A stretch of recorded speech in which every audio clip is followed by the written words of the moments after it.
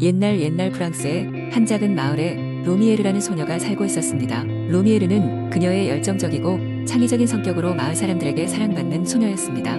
그녀의 부모님은 마을의 양조장에서 일을 하셨지만 로미에르는 자연 속에서 시간을 보내는 것을 좋아했습니다. 그녀는 숲에서 걷거나 작은 목가에 앉아 어떤 모험이 그녀를 기다리고 있을지 상상하곤 했습니다. 어느 날 로미에르는 이전에 한 번도 가본 적이 없는 숲 깊숙한 곳으로 발걸음을 옮겼습니다. 숲속 깊이 들어갔을 때 그녀는 붉은 잎사귀로 뒤덮인 커다란 나무를 발견했습니다. 그 나무는 전설의 나무로 유명했고 마을 사람들은 이 나무가 마법을 지니고 있다고 믿었습니다. 로미에르는 호기심에 이끌려 나무에 가까이 다가갔습니다. 손을 뻗어 나무 껍질을 만졌을 때 나무가 조용히 떨리며 낮은 목소리로 말을 걸었습니다. 안녕, 용감한 소녀여. 나는 이 숲의 수호자이 나무의 영혼이다. 너는 왜 나를 찾아왔느냐? 로미에르는 놀라움을 감추지 않고 대답했습니다. 저는 단순히 호기심에 이끌려 이곳에 왔어요. 제가 어떻게 도울 수 있을까요? 나무는 로미에르에게 마을에 닥칠 위기를 설명하기 시작했습니다. 몇 세기 동안 이 나무는 숲의 균형을 유지하고 마을에 번영을 가져다주는 마법의 근원지였습니다. 하지만 최근 나무는 생기를 잃어가고 있었고 마법이 사라지기 시작하면 마을에 불행한 일이 닥칠 것이라고 했습니다. 로미에르는 겁먹지 않고 나무에게 물었습니다. 제가 이걸 막을 방법은 없을까요? 나무는 로미에르에게 숲의 마지막 행복을 되찾기 위한 시련을 제시했습니다. 로미에르는 3가지 어려운 과제를 수행해야 했습니다. 첫 번째 과제는 용기의 시험이었습니다. 나무가 지닌 깊은 뿌리에 숨겨져 있는 용의 심장을 찾고 그것을 숲의 중심으로 가져와야 했습니다. 두 번째 과제는 지혜의 시험이었습니다. 숲의 현자와 대화하여 마을과 나무 사이의 균형을 회복하는 방법을 알아내는 것이었습니다. 마지막 과제는 희생의 시험이었습니다. 자신의 가장 소중한 것을 나무에 바쳐야만 했습니다. 로미에르는 용기를 내어 나무의 시련에 도전했습니다. 깊은 숲속을 탐험하면서 그녀는 많은 도전에 직면했지만 그녀의 용기와 지혜로 모든 과제를 극복했습니다. 마지막 시험인 희생의 시험에서는 그녀의 가장 소중한 친구인 작은 새를 나무에게 바쳤습니다. 나무는 로미에르의 진심을 인정하고 숲과 마을에 다시 마법의 생기를 불어넣었습니다. 마을 사람들은 로미에르의 모험담과 그녀의 희생에 감동했습니다. 나무는 다시 생명력을 되찾았고 마을은 번영을 되찾았습니다. 로미에르는 이후로도 종종 숲을 탐험하며 숲의 수호자로서의 임무를 이어갔습니다. 그녀의 용기와 희생은 오랫동안 마을 사람들에게 전해지며 그녀의 이야기는 프랑스의 전설로 남았습니다. 두 번째 이야기. 옛날 옛적에 프랑스의 한 작은 마을에 노블 르노라는 소년이 살고 있었습니다. 르노는 성실하고 착한 소년이었지만 그의 집은 무척 가난했습니다. 그의 부모님은 농사일을 하며 근근히 생활을 이어가고 있었지만 매년 흉작 때문에 고생이 심했습니다. 어느 날 르노는 마을 시장에서 신비로운 노인을 만났습니다. 그는 허름한 옷을 입고 있었지만 그의 눈빛은 어떤 마법 같은 힘을 지닌 것처럼 빛나고 있었습니다. 노인은 르노에게 다가와 말했다. 소년아, 내가 너에게 특별한 선물을 주고 싶구나. 착한 마음의 대가로 이 황금 거위를 너에게 주겠다. 르노는 반신반의했지만 노인의 진심 어린 표정에 설득되었습니다. 이 거위는 단순한 거위가 아니다. 매일 밤 황금알을 낳을 것이다. 이 거위로 너의 가족을 구해보아라. 노인은 덧붙였습니다. 르노는 집으로 돌아와 부모님에게 이 황금 거위의 이야기를 했습니다. 처음에는 믿지 않았던 부모님도 거위가 황금알을 낳는 것을 보고 깜짝 놀랐습니다. 그날부터 르노의 가족은 점차 부유해지기 시작했습니다. 그들은 마을 사람들에게 선행을 베풀었고 그 결과 마을의 사랑을 받게 되었습니다. 하지만 어느 날 마을에 탐욕스러운 상인이 르노의 집을 찾아왔습니다. 그는 황금 거위를 보고 눈이 번쩍되었고 어떻게든 거위를 빼앗고 싶었습니다. 르노의 부모님이 외출한 틈을 타 상인은 황금 거위를 훔치기 위해 르노를 속였습니다. 상인은 르노에게 다가가 말했습니다. 이 거위를 나에게 파는 것이 어떻겠니? 더 많은 황금을 주겠다. 그러나 르노는 단호하게 거절했습니다. 하지만 상인은 포기하지 않고 밤중에 몰래 르노의 집에 침입해 황금 거위를 훔쳤습니다. 상인은 거위를 훔쳤다고 생각했지만 놀랍게도 다음날 그의 창고에는 황금알 대신 커다란 돌덩이들만 가득했습니다. 르노의 순수한 마음이 깃든 거위는 탐욕에 저주를 내렸던 것입니다. 상인은 좌절했고 마을 사람들은 이 사건을 통해 탐욕의 무서움을 깨달았습니다. 상인은 르노의 가족에게 돌아와 사죄하고 황금 거위를 되돌려 주었습니다. 르노의 가족은 여전히 거위를 소중히 키우며 지혜롭게 황금을 사용했습니다. 그리하여 그들의 삶은 더욱 풍요로워졌고 마을은 점차 평화롭고 행복하게 변해갔습니다.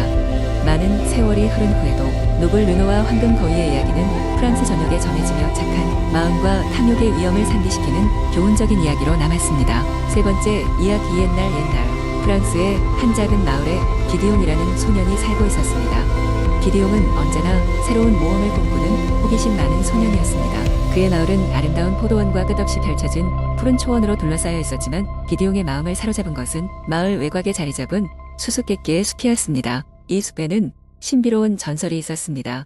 사람들은 숲 깊은 곳에 거대한 유리성이 있다는 이야기를 나눴습니다. 이 유리성은 안개에 가려져 있어 아무도 실제로 본 적이 없었지만 사람들은 그곳에 들어가면 소원을 이뤄준다는 소문을 믿고 있었습니다. 하루는 기디옹이 숲 가장자리에 앉아 이 전설에 대해 생각하고 있을 때 갑자기 안개가 피어오르기 시작했습니다. 안개는 짙어졌고 조금씩 형체가 드러나기 시작했습니다. 기디옹은 마음속 깊은 곳에서 성을 발견하리라는 강한 예감을 느꼈습니다. 기디옹은 조심스럽지만 동시에 큰 기대를 안고 숲속 깊이 들어갔습니다.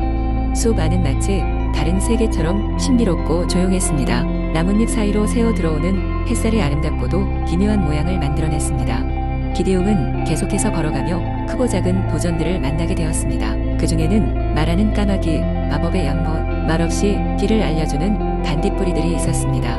기디옹이 숲을 통과하는 동안 그의 용기와 지혜가 시련을 넘기는데 큰 역할을 했습니다. 그리고 마침내 안개가 걷히고 그의 눈앞에 우뚝 선 거대한 유리성이 나타났습니다. 성은 햇빛을 받아 눈부시게 반짝였고 그 자체로 위험 그 자체였습니다. 성을 향해 가까이 다가가자 유리성의 문이 천천히 열렸습니다. 기디옹은 조심스럽게 안으로 들어갔습니다. 성 내부는 여러 가지 색의 유리 조각이 모여 새로운 세상을 그려내고 있었습니다. 밤을 돌아다니던 그는 커다란 거울 앞에 서게 되었습니다. 거울 속에서 그는 자신의 모습을 보았고 동시에 미래의 가능성들이 비춰졌습니다.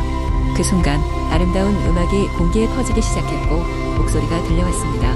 내가 진정으로 원하는 것은 무엇이냐? 순간 기디옹은 자신이 원하는 것이 단순한 모험이나 발견이 아니라 자신의 마을 사람들과 나누고 싶은 기쁨과 행복이라는 것을 깨달았습니다. 그가 마음속으로 소원을 빌자 유리성은 온통 빛으로 가득 찼고 그는 숲 가장자리로 다시 돌아와 있었습니다. 그는 마을로 돌아와 자신이 겪은 이야기를 사람들에게 들려주었습니다. 이야기들은 마을 사람들에게 큰 감동을 주었고 사람들은 더 이상 유리성을 단순한 전설로만 여기지 않았습니다. 그리고 그렇게 기디옹의 이야기는 마을의 또 다른 전설이 되어 앞으로도 대대로 전해 내려가게 되었습니다. 네 번째 이야기 한때 프랑스의 한 고요한 숲속에는 작은 여우 크레팽이 살고 있었습니다. 크레팽은 그리 큰 여우는 아니었지만 숲속 친구들에게는 누구보다도 사랑받는 여우였습니다. 그의 따뜻한 마음하고 지혜 덕분에 숲속 여기저기에서 크레팽을 찾는 소리가 끊이질 않았습니다. 숲의 가장자리에는 낡고 오래된 오두막이 하나 있었어요. 이곳에 이사온 사람은 없는 듯 했지만 종종 사람의 인기척이 느껴지곤 했습니다. 여우 크레팽은 늘 사려 깊어 먼저 다가서지는 않았어요. 그러나 어느 날 숲속 친구인 작은 새 피에르가 이런 얘기를 해주었습니다. 크레팽, 나의 친구. 저 오두막에는 젊은 소녀가 살고 있어 하지만 매우 외로워 보였어. 뭔가 가슴 아픈 일이 있는 것 같아. 크레팽은 이 이야기를 듣고 자신의 조심성이 장점이라는 건 알았지만 이번엔 다가가 보는 것이 좋겠다고 생각했어요. 다음 날 아침 크레팽은 조용히 그 오두막으로 향했습니다. 가까이 다가가니 창문을 통해 소녀가 고개를 떨구고 있는 모습이 보였어요. 창밖으로 말을 걸자니 어색했고 괜스레 불편할까 걱정이 되었죠. 하지만 크레팽은 용기를 냈습니다. 창문을 살짝 두드리며 조심스럽게 인사했죠. 안녕하세요. 나는 크레팽이라고 해요. 이 숲속에 친구들과 함께 사는 작은 여우랍니다. 문득 당신에게 인사를 나누고 싶었어요. 창문 너머로 소녀는 처음엔 놀란 듯하더니 이내 마음을 열며 답했습니다. 안녕, 크레팽. 나는 클로에야. 여기 오랫동안 있어왔지만 이렇게 먼저 다가와준 친구는 너가 처음이야. 고마워. 그렇게 크레팽과 클로에는 친구가 되었습니다. 크레팽은 매일 이른 아침 클로에에게 숲의 자랑스러운 이야기와 그날의 웃긴 일들을 들려주었죠. 클로에는 그런 이야기를 들으며 점점 환하게 웃음을 짓기 시작했습니다. 그리고 크레팽의 방문 덕분에 점차 밖으로 나오기 시작했어요. 어느 날 크레팽은 클로에가 정말 좋아할 만한 걸 준비했습니다. 바로 숲속 동물 친구들과의 깜짝 파티였죠. 크레팽은 클로에를 숲의 아름다운 빈터로 안내했어요. 그곳은 밝은 햇빛이 고스란히 내려앉는 곳으로 여러 동물들의 웃음소리로 가득 찼죠. 피에르, 작은 다람쥐 샬롯, 토끼 마르셀까지 모두 다 함께였어요. 클로에는 감동에 벅차오르며 미소를 지었습니다. 고마워, 크레팽. 너희와 함께라면 더 이상 외롭지 않아. 시간이 흘러 클로에는 다시 도시로 돌아가게 되었지만 숲속의 여우 친구들과의 시간은 그녀의 가슴 깊이 남았습니다. 때때로 그녀는 다시 숲으로 돌아와 크레팽을 만나곤 했고 때마다 마음속에 온기가 느껴졌죠. 그 후에도 크레팽의 이야기들은 숲속에서 널리 퍼져 사람들의 마음속에 남았습니다. 따뜻하고 씩씩한 여우 크레팽의 전설은 그 숲 그리고 그 너머로도 꾸준히 전해졌습니다.